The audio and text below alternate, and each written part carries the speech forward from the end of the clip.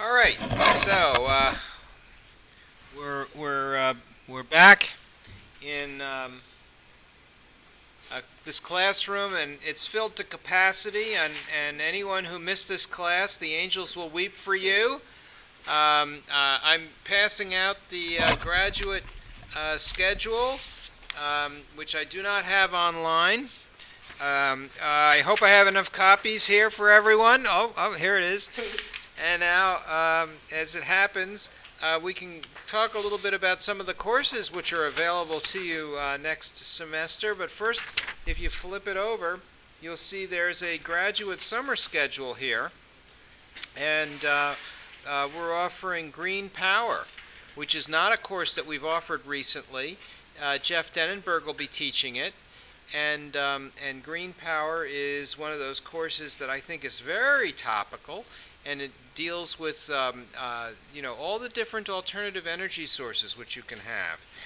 The other thing you might like to take, which I think is very interesting, our very own Professor Munden, who has come to us from Yale after growing nanowires for his PhD thesis, is going to teach us about nanoelectronics, which I think is a very interesting thing. You could, in theory, take both courses with Green Power on a Wednesday evening and nanoelectronics on a Tuesday evening. You basically can pick up an easy 6 credit hours in an interesting area. Moreover, after this course, if you're able to get B or better, you can proceed and do a thesis if you can find a thesis advisor. Now, I am available and I am listed as a thesis advisor, but I can't be an advisor for everyone. So if you want to do something that's outside of my area, we'll find you a faculty member, or you will have to forego the thesis. In other words, it has to be an area where someone feels competent to advise you. So that gives you, let's see now, 9 credit hours available in the ECE program. As far as electives are concerned, anything at the graduate level is available to you. It does not have to be in the School of Engineering. So if you find a graduate level course in the School of Business or in the math department, or even off campus, up to 6 credit hours worth of classes can be taken off campus. So if you said to me, well, Nobel Prize winning Professor Schiller will be teaching about economics over at Yale, you could take a course at Yale and transfer it over. And that would be a very fine thing. So just make sure you get permission to do those sorts of things prior to doing them, and then you'll be all set. Hello. Here, have a schedule. You missed the little lecture on what it is you can take. So then, and now after, here comes more people. Oh, so you missed the lecture on, you don't want to schedule? Yeah. All for you.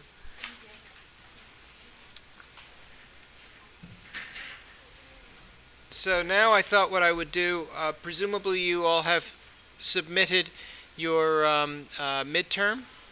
It was due today, right? Yes. And any troubles or questions about the midterm? No? Okay. Hi. Oh, you came in late. You missed the lecture on what it is you can take this summer and next semester.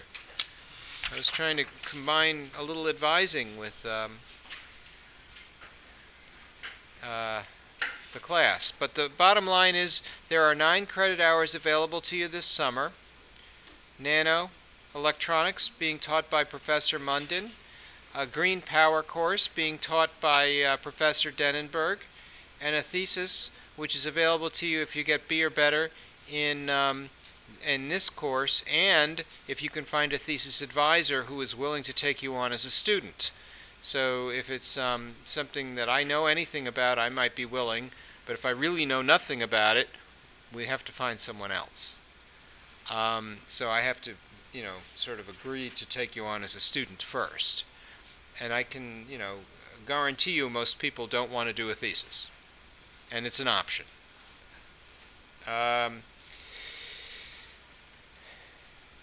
any graduate level course being taught at this university is fair game for you to take as an elective.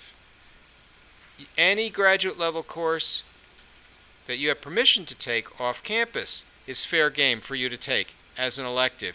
Up to 6 credit hours can be transferred in, provided you get B or better in the course. But you got to get permission in advance. So say, oh, here's a course at Yale I want to take. Fine. Good elective. B or better. And then you can do up to 6 credit hours. So you can take courses, perhaps if you are returning to wherever it is you live. If it's far away, maybe they have some courses you'd like to take wherever that is. Maybe we can transfer them if they're graduate level and B or better.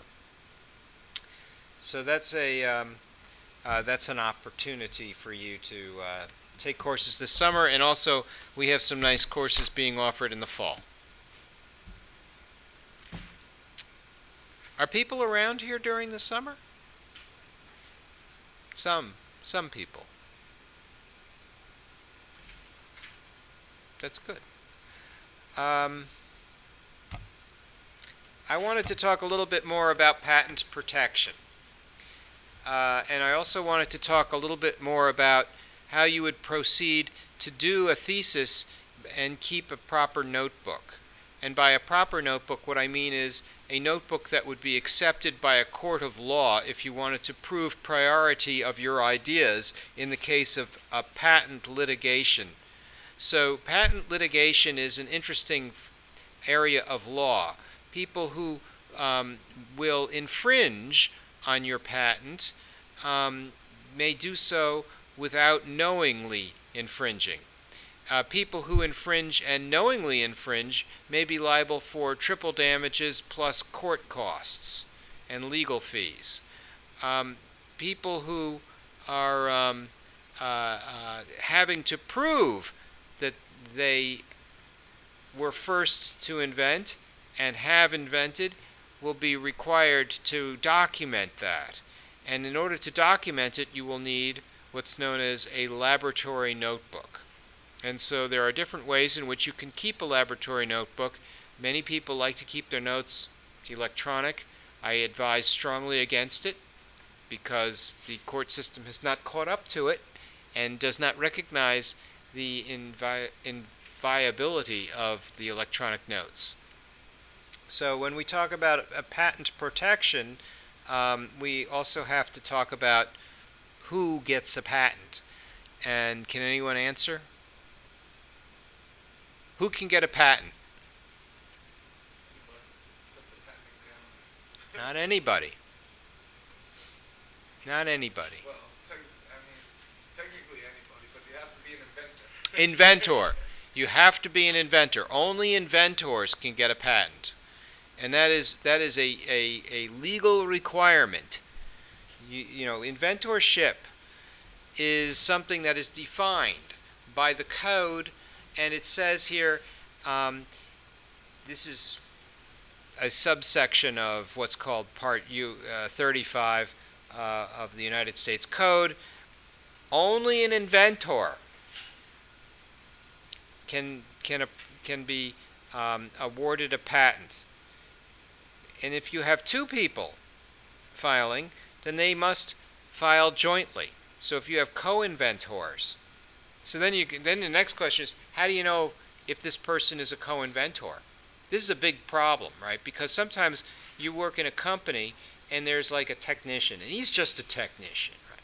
Maybe the technician happens to be, I'll call him a skilled machinist. That's quite possible, right? If you have a person who's very high-end, he could be the person who says, but the technician is the person who does, right? And that skilled machinist brings their skill and know-how to the field. They can solve important problems. The courts can rule that they are co-inventors. This is very important because you think, well, it was my idea. I told him what to do. But they figured out the intricacies of making it work.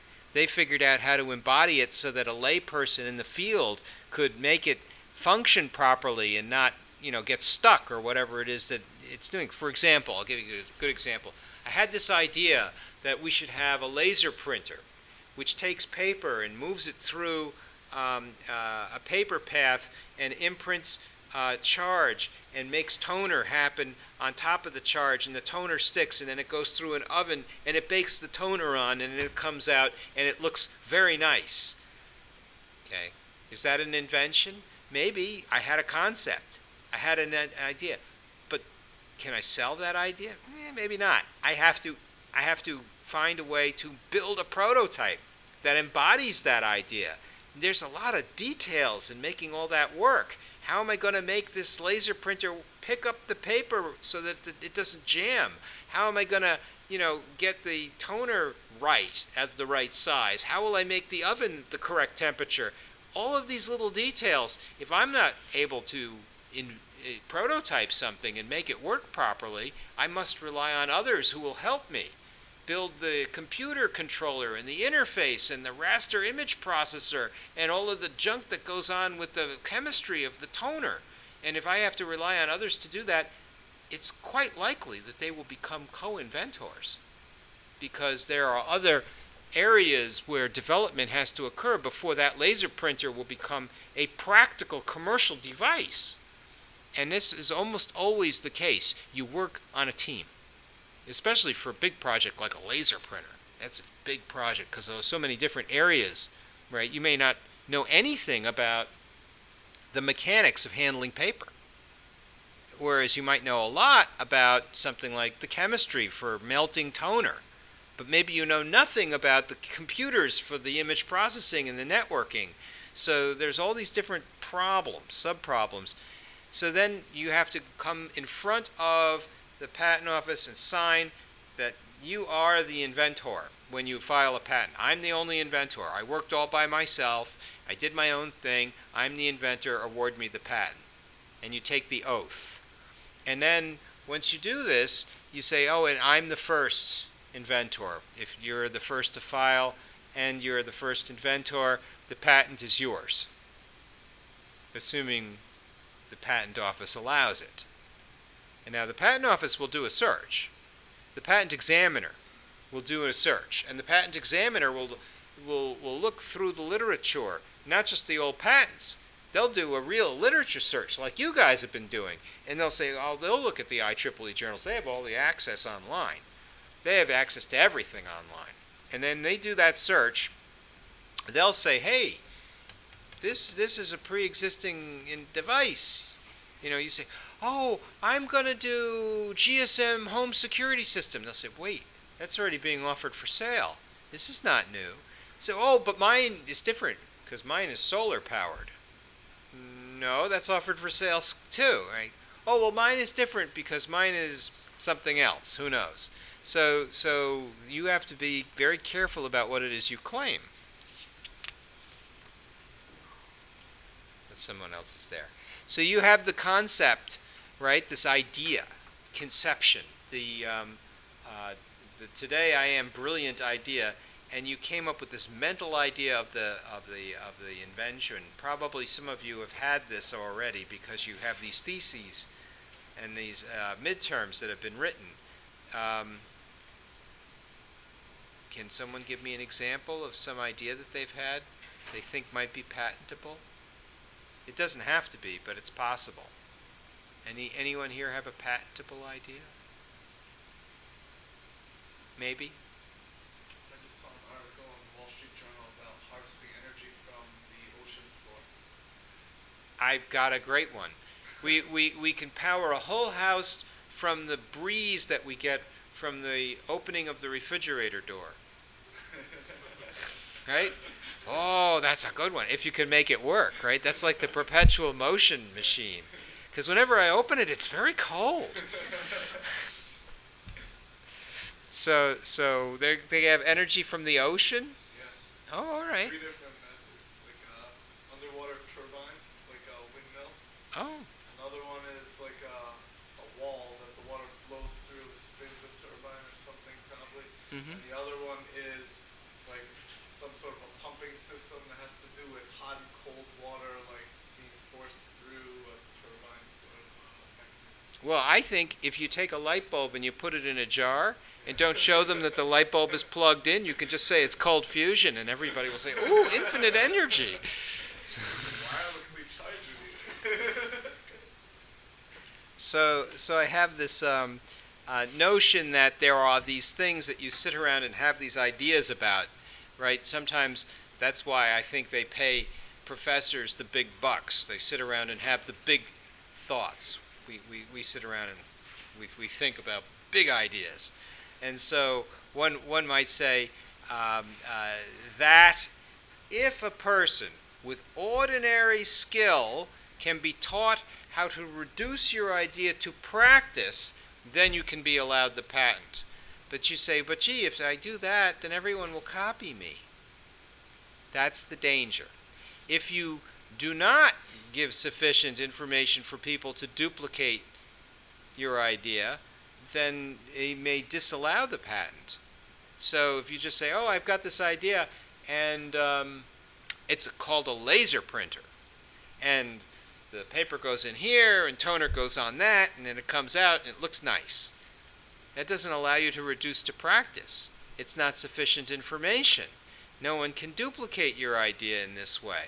So the most elementary of laboratory behavior is to repeat the experiment. Someone with ordinary skill in the field. Ordinary skill in the field can mean, yes, they're an engineer too. So if you had this idea about the laser printer, you would have to at least give sufficient detail to show how your prototype works. Now, it used to be that you must supply a working prototype before you could get the patent. Imagine what that must have been like. Oh, I've invented a new loom. Well, what are you going to do? Take the whole loom and bring it to the patent office? In fact, yes, that's what they did. You can say, well, how do I do a giant, humongous loom? You make a miniature model. And so the patent office in the 1800s collected many, many models of different things, and you can go and you can find these original models. And some of them are for sale. Original models of looms, little looms, not the ones that you might use for, a big textile factory. And the patent office had these because they were submitted. It was required in order to get a patent. You had to have a real physical model. This is before computers, before software, all this other stuff. Now, what I have seen is people are supplying software patents, but the actual code comes on a CD-ROM and it doesn't appear in the patent. So if you want that code, you actually have to physically go to the patent office down in Washington in order to be able to duplicate the CD-ROM. It's very clever because in this way they can create what we call in the business the secret sauce that prevents you from duplicating whatever it is that the company has created. So it allows you to mix things which are patented and things which are proprietary. And so the proprietary part might be the code. And that code is usually subject to a copyright. The algorithm can be patented, but the code can be copyrighted. Now, if somebody gives you some code and you say, I would like to use your code, but it's copyrighted, how do you get around the copyright? Yeah, change it. How do you change it? What would be a good way to change it? All you have to do is, if your code has a certain loop or something, put in your own loop, anything. I mean, you can just really... You could effectively take a C program and you could rewrite it in Java. That gets around the copyright. If you take a program, as you say, and you rewrite it in a way that makes it look materially different, it gets around the copyright. The question, how much do you have to rewrite it? That's another matter. It's not clear. So, how do you know if something is obvious? Right? If somebody says that your patent is obvious and therefore cannot be granted, that's typical. And when they say that, it means that the patent examiner has initiated what is called an office action. And you must respond to the office action within a certain period of time. sometimes 30 or 60 days. And then if you do not respond, then you can lose the patent. So they force you to respond. I've done many back and forths with the patent office doing these office actions, one after another. Eventually they wore me down. And I just said, I give up. And I lost the patent. Because I was doing it myself, and I didn't feel like paying a lawyer. How do you know if you should get a patent? It's your own personal judgment call. Well, there's two criteria. Okay, the first is if it has to be in your own mind patentable. So if it's not patentable, don't bother. And the second is, anyone take a guess? Something that can be reverse engineered. How about making it a business decision? Patents are expensive. It takes time. It takes effort. Lawyers charge in this state $300 an hour.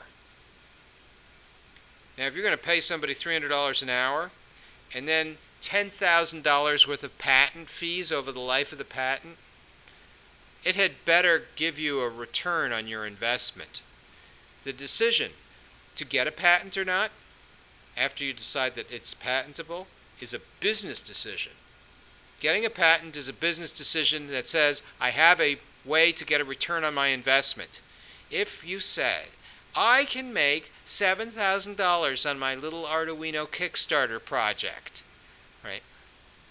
Will you get a patent? Oh, no. Not no, but heck no. Why? Because patents cost $10,000. And this little doodad that you're selling sold for $7,000 and that's it. So there's no way that you can justify financially getting the patent unless it makes you feel good about yourself to have a patent. There's just no, it's pointless. Don't even bother. Right? So when I did a provisional patent application based on this Kickstarter project, I didn't know how much it was going to be worth. Now I do. So I abandoned the patent. Now, if you file for yourself, in Latin they say that's a pro se filing. That's the legal term. Pro se means for yourself. You become what's known as a small entity. You're just you. When you're just you filing for yourself, you can pay $80 and do a provisional patent application and lock the patent down for a year. And you get a whole year in which to decide whether or not your Kickstarter project will take off or whether your patent is worth getting. If you, after a year, decide it's not, then you've lost $80 and some time to file the provisional. Other than that, it's perfectly acceptable to abandon it. 75% of the patents are abandoned after a regular patent application. That is, after they've been accepted by the patent office, licensing fees came up, people still abandon them because they don't want to pay the extra licensing fees. What that means is 75% of the patents that were granted were not good business investments. People thought they might be, but they got abandoned anyway. So it's very hard to value a patent. Very difficult. Valuation of a patent is something even the professionals get wrong. Kodak used to make film in this country for over 100 years. Big company, everybody heard of them. Has everybody here heard of Kodak? Yeah. And it's an international company. Well, it was going bankrupt. In this country, it's in Rochester, near Niagara Falls. We'll call it Western New York. And the company, as it was going bankrupt, had this large patent portfolio, which they had independent consultants, professionals, come in and value at $2 billion. And they said, we're going to sell these patents and we're going to save the company. And nobody wanted those patents, and they were able to get no more than $100 million. They were off by many orders of magnitude because valuing patents is very difficult. So when you see somebody like Google buying Motorola and doing it because they want the patents and they pay a couple $1 billion for Motorola, turns out That wasn't a very good investment for them because they turned it around and sold Motorola at a big loss. And I think they sold it to Nokia or somebody. So there was really not a whole lot left, and valuing patents is tough. They way overpaid. So then comes the big question, what's conception? Did the Wright brothers invent the airplane? Did they? Gustav Whitehead is honored as the first in flight, and Gustav Whitehead is a native of Connecticut. If you, huh? You say his invention was also better than the Wright brothers? And his invention was actually, they have a model of the Gustav Whitehead plane in the Connecticut Aviation Museum over in Stratford. If you ever have occasion to go to an interesting museum, that's one of them. The fellow who runs that museum comes and visits here regularly, and he was here last night at the IACT meeting.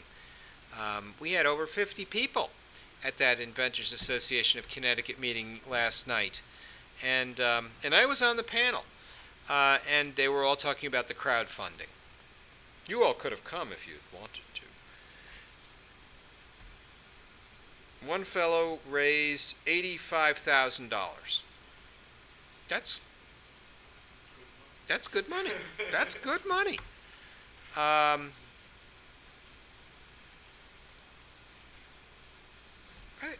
don't know if you guys had seen that.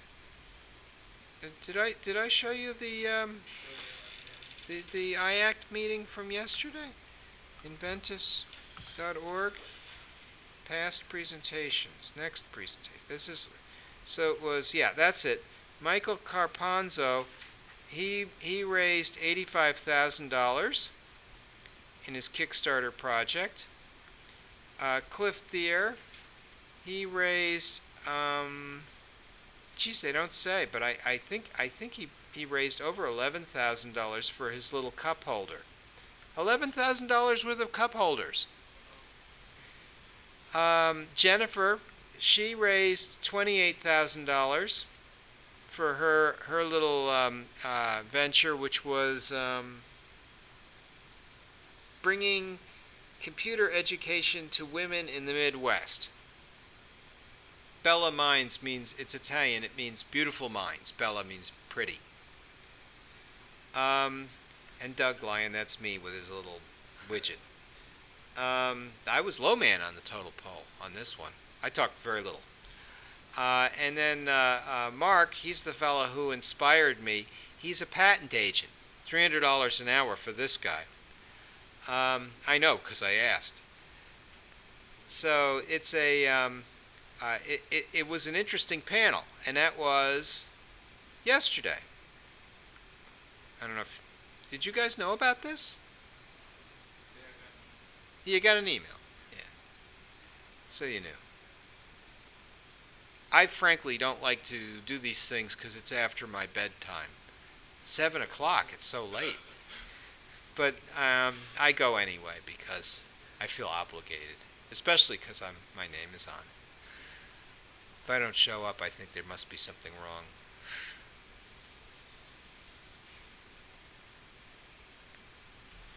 It's not good to be out late on a school night.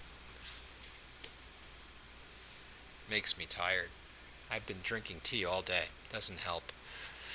So, do you think the Wright brothers should have gotten the patent? If Gustav Whitehead had the airplane first? No. There must have been something else that they had a claim to. Now, one of the things that the Wright brothers did in order to cause the airplane to steer and be controllable is they did a thing called wing warping, where they bent the wings. Now, here in the New Age, we have things called rudders and aeroplanes and elevators, and they allow us to have roll, pitch, and yaw for the airplane. But back then, they didn't have any of those ideas. They actually warped the wings. They bent them in order to have control over the airplane and steer it. And so they could have patented that because that was an interesting idea. Gustav Whitehead didn't use that technology. If you look at Gustav Whitehead's airplane, it looks like a boat. Literally. In fact, he used some of the same manufacturing techniques that boat people used to make his cabin. So when you want to prove that you have conceived of a notion, you do it by documenting it. And you document it using what's called a lab notebook. Now, a lab notebook requires that you write in it regularly. It requires that you date everything that you do. And it requires that you have something that is written at the same time as the conception. The time of conception is documented. You know, you do something, you say, oh, this is amazing, and you write, Eureka!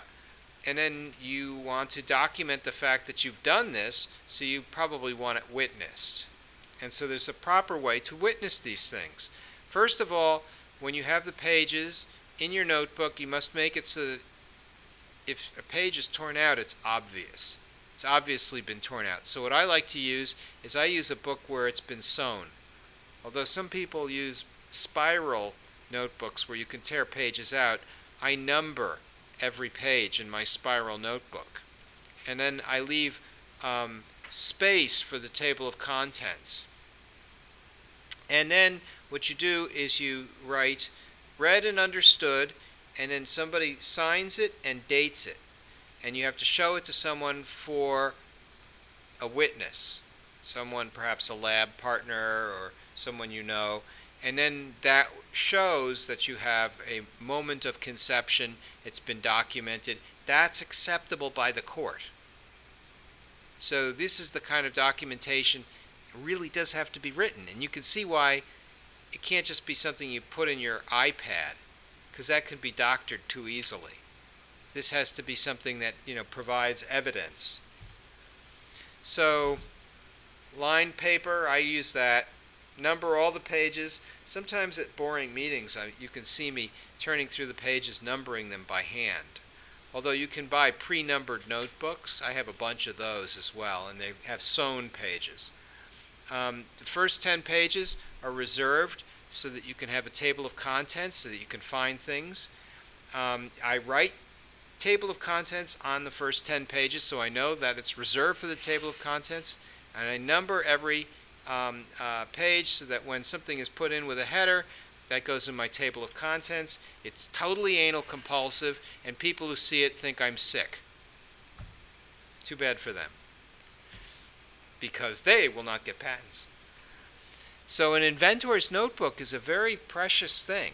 You keep it forever. I keep my notebooks. I have them from the early 80s when I started keeping notebooks. And I have always kept notebooks. They're like a diary, but a technical diary.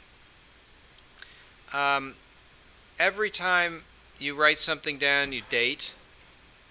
So it may be trivial, whatever. Always put the date in. Always have somebody sign. Read and understood. And it's legal. The courts will recognize it. This is the key.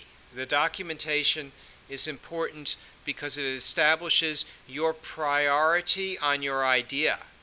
It establishes the priority of your invention. I put a title and date on every notebook after the notebook is done. So because I have a binder, I write the date with permanent marker on the binder, and then I file it next to the other notebooks. So I keep all my notebooks together.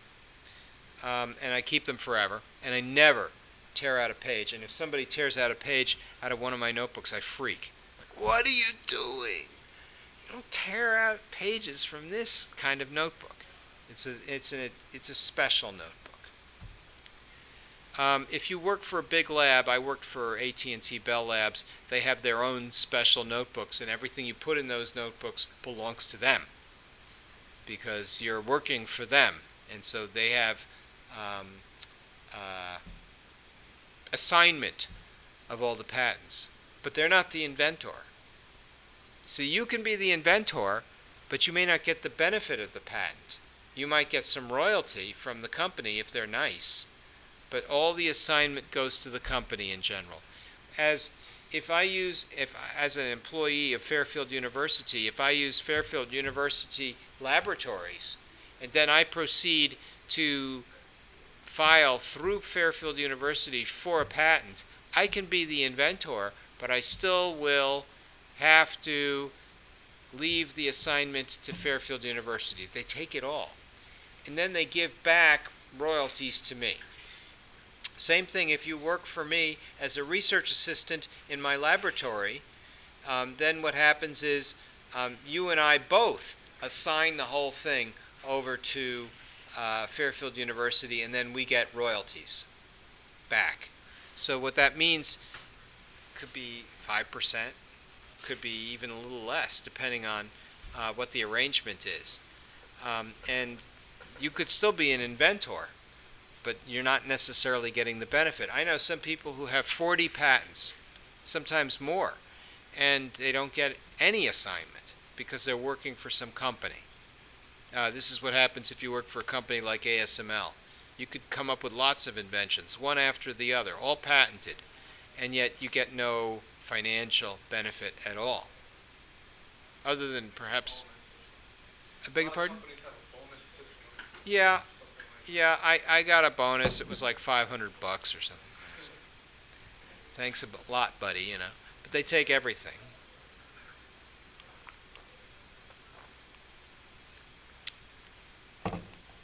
So then comes this big question about how do I know when it's a joint invention?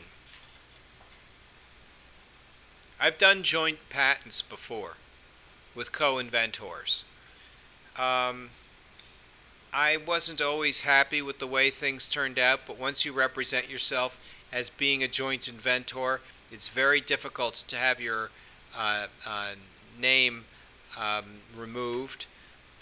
If you associate with your name with specific claims in the patent and a claim is disallowed, that could have your name removed. But then you have to prove that that claim is associated with you. So you could say, well, Doug Lyon, he did the thing about handling the paper. You could say, well, we're not going to allow the paper handling claim anymore for the laser printer. So now we don't need Doug Lyon as a co-inventor. And as they remove the claim, they could also remove the co-inventor. So that's kind of an interesting idea, right? Because now invention is linked to claims in the patent, and if the claims are disallowed, the inventor could be disallowed.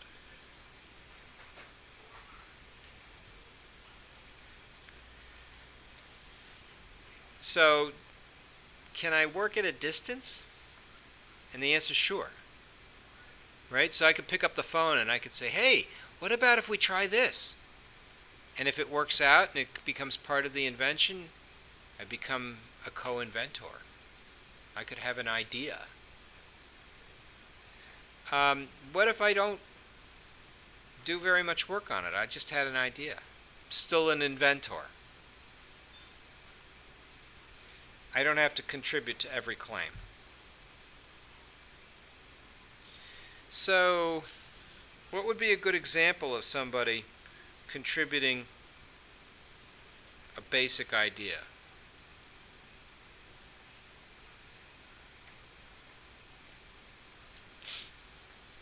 Can you think of any inventions?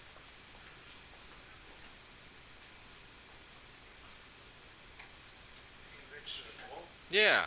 You guys have you know the invention of television? People thought blowing the glass tube, the television tube, was impossible. No one knew how to do it until one fella who worked for Farnsworth decided he would take what's called an Erlenmeyer flask, which has a flat bottom, and modify it, and then put in the elements for the tube, and then seal it after sucking out the air.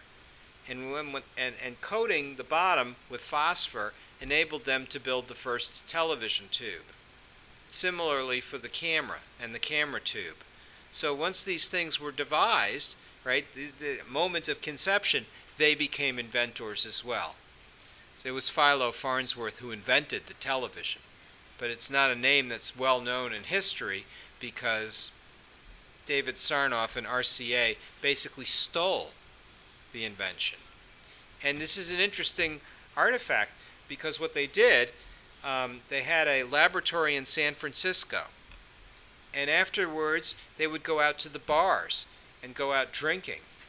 And what David Sarnoff did, president of RCA, is he sent beautiful secretaries into the bars, and they would play up to these laboratory geeks, and they'd say, "Oh, how interesting! Tell us all about what you're doing. Oh, we're inventing television, blah blah blah." And they'd say, "Oh, wow, how does that work?" And they go into the detail because you know how engineers like to blab, and so they just pretended to be interested, and then they took that information and they brought it back to Sarnoff's lab and basically stole the idea from Philo Farnsworth on television. Is how RCA operated. But which, by the way, is not illegal. Interesting though it may be unethical or perhaps immoral, it's not illegal to go to the bars and pretend to be interested and have people blab about their inventions. So what they did was after they outpaced Philo Farnsworth in the invention, they filed their own patents.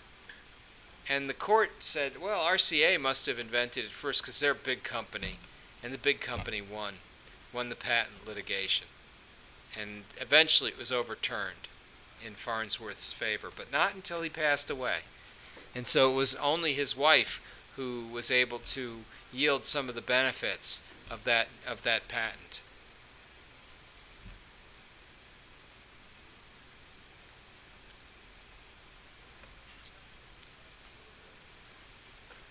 So when do we say it's not joint inventorship? If I say, well, I think maybe you should store your tea in a cup. You say, well, that's obvious. But then the question is, how do I know it's obvious? If I didn't think of it first, it wasn't obvious. Right? So what if I suggest some idea, and what does merely suggest mean? Does that mean I have to follow through with the idea? This is the part where I get really confused. So in the case of your machinist, Yeah. you're the inventor and you give instructions to the machinist, and he just finds the way to engineer this product. In most cases, that would be like a mere suggestion, because it wouldn't be a claimable difference to your invention. In most cases, he's just producing your invention essentially. So even though he says like, well, this screw shouldn't go here, it should really go here, that's really like a mere suggestion as opposed to a claimable element of your invention.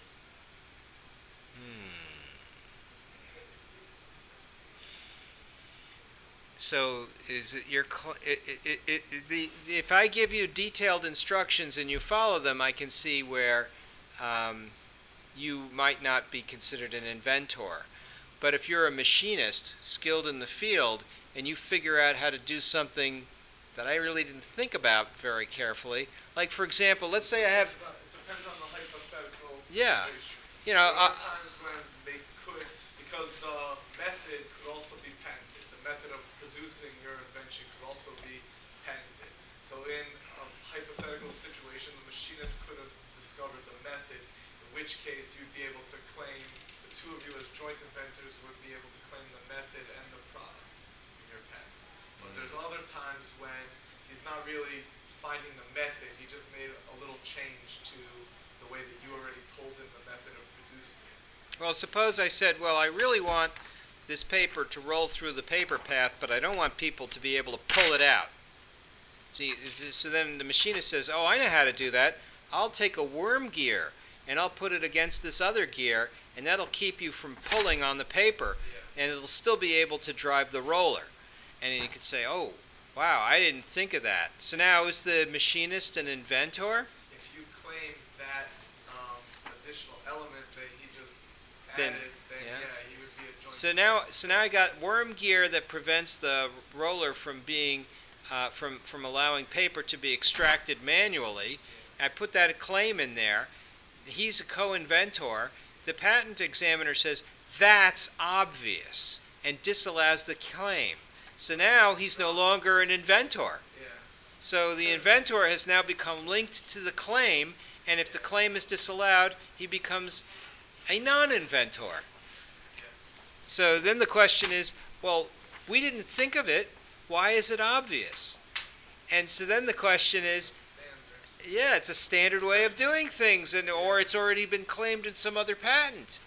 So if it's been published as a technology that's already well understood, one can make the claim that publication is a positive barrier to patentability, in which case it is not patentable, and the claim is disallowed, and then the individual is no longer an inventor and quits in frustration. I mean, those machinists are hard to come by. I think one of the Wright brothers actually passed away before the patent actually issued, and they complained that it was from the stress of like back and forth litigation and the years of like dealing with it. I'll tell you a story. Mauchly and Eckhart were working for the Ballistic Research Laboratory in University of Pennsylvania at the Moore Electrical Engineering School. And they were creating the first general-purpose digital electronic computer called ENIAC. Well, along comes a fellow named Norbert Wiener, and what he does is he documents the entire thing with a report, which he puts his name on, and then mimeographs it. Ditto machines. I don't know if you guys are familiar with ditto machines. This is before copy machines. And so then he takes 150 copies and has a workshop and tells everybody how to make a digital computer. A lot of people come internationally. And it was over a year later before the patent was applied for. Well, the court took until the 70s, after a company called Univac had been litigating against Sperry and the Sperry Rand Corporation, and they ruled that the publication of the mimeograph and its dissemination to an audience of 150 constituted a publication. That meant they couldn't have the patent, because a publication is a positive barrier to patentability. Famous court case back in the 70s. In fact, there was a whole book written about it, which I happened to read, and it was one of those things where, what a shame, because what they claimed was having invented, the general purpose digital computer. It was a compelling, a basic method patent. A lot of companies were violating it, including IBM, and as a result they could have gotten awards of triple damages, big awards, and the court just disallowed the whole thing. What a shame.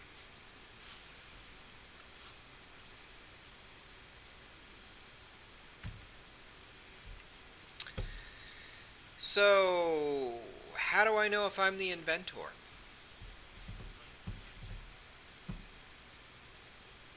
Two things that make you an inventor. You have conception, so like aha moment, and reduction to practice. And if you have those two things, then you're an inventor. But who gets the patent? That's more up in the air. There's a million and one factors that could determine if you're the only inventor of what you're trying to patent or not. Because when you have your aha moment, there could be 5 people that are also having the same aha moment as you. Well, actually, they could have had the aha moment after. Even after, before, it could happen whenever. You could have the aha moment 10 days later, 10 years later, I have the aha moment. But if I file first in this new America Invents Act first to file ruling, I get the patent. So it's really a question of who does their paperwork faster. Now, if you look at the Constitution, there's protection for the inventor, not the person who is the first to file.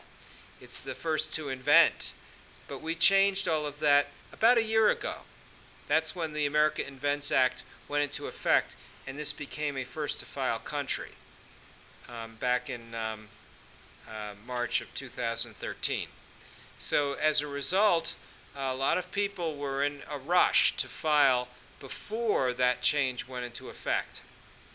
And somebody at last night's meeting said they got in just under the wire with their provisional patent application because it was about to run out. So then comes the next question, well, what if I put it up on Kickstarter and offer it for sale? Well, in a compromise, the First to File Act says that if you're doing a publication, you can still wait an entire year before you do your filing. And the question then is, what about international patents? And the answer is, well, if you didn't file a provisional prior to publishing on Kickstarter, you are not eligible for an international patent. You lose that. And so that becomes a big problem for individuals who are interested in international patents. I can tell you they're terribly expensive. I think we may have spent over $100,000 on our international patent. But it's filed in Canada and Japan and the Paris Convention Treaty nations, and it gets translated into all the different languages, and there are many fees associated with the patent along the way. Milestone fees at different intervals depending upon which country you're in. And you have to hire legal firms in all the different countries. So it's quite expensive. And then the question becomes, what do you do about China? And I still haven't figured out the answer to that one, because I don't understand exactly how intellectual property works in China, if at all. They're not really very good with that. So we just skipped over China. And that's like 1 billion people. And maybe more now, I don't know. Hard to keep track. So this is a big question in my mind. And this is one of those things when I ask, I can't get an answer. An office action comes back and the patent examiner says, you can't have a patent because it's obvious. How do you know when it's obvious? Obvious is a term of art. Means something very specific that's based on court cases that have been decided up until the point when you apply for your patent. When a person who is a person skilled in the field determines that it's obvious, then it's said to be obvious. But the court could have several people skilled in the field say it's not obvious. Now in my case, they said an algorithm for doing stochastic Petri nets was obvious. And it had been published in a journal, and it was a peer-reviewed journal, and they still said it was obvious. And I was flabbergasted, and I was like, you guys must be brilliant. How did you know this was obvious? It took me a long time to figure it out. Well, the way they would word it is, in light of one strong reference or two strong references, it would be obvious to combine those with this other reference, and the two of them together teach what it is that you're trying to claim your patent. So now the standard is very low. I think it's obvious to try. So it's like... It's obvious to who? Obvious to try, I think, is the most recent standard. everything, you could say, is obvious. Everything's obvious. Basically, they can make that argument because it seems like very simple. Let's say you're creating one new element you're adding to something that already exists. Uh-huh. All they have to do is find that new element in any patent and find a patent that teaches what you're already claiming, a strong patent, combine the two and say it would be obvious for Zeta, a person having ordinary skill in the art, to combine the two and make that rejection. And then it's on you. You have the burden of proving that no, it's not obvious. And if you can prove that to them, then you can overcome their rejection. So this is a big question then. How do you prove something isn't obvious? There's a couple different ways, depending on what it is you're trying to claim. So if your invention is a chemical invention, it's a little bit easier than like a software patent.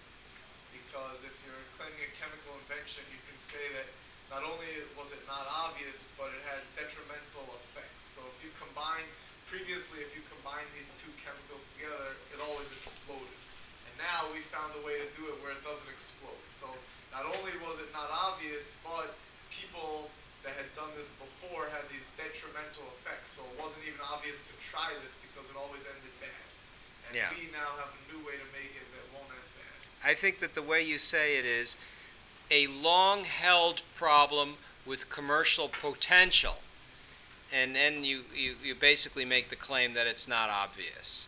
So a long-held problem which has been recognized and now solved, now you can prove it's not obvious. Yeah, commercial success is also another factor that you can argue that if it was so obvious, why, like, is this such a successful thing that I'm selling now? Yeah. Like that. So there are a couple of ways to go. I like the idea of the long-held problem. And then you could say, I have the long-held problem, now I have a solution. In hindsight, might have been obvious. So I mean, here's an issue. Like, did Edison invent the light bulb? Right? I mean, you could say, well, all he did was pick the right material, and he used tungsten because it had a very high melting temperature, and anybody could have done that. Well, there was another patent that was similar, but they had claimed too many different types of materials. Oh. So that's how he beat it. Do you guys have to go at 6? There are some people who have other classes. No? Yes? So let's take a little break so that in case people have to leave. We'll stop the recording.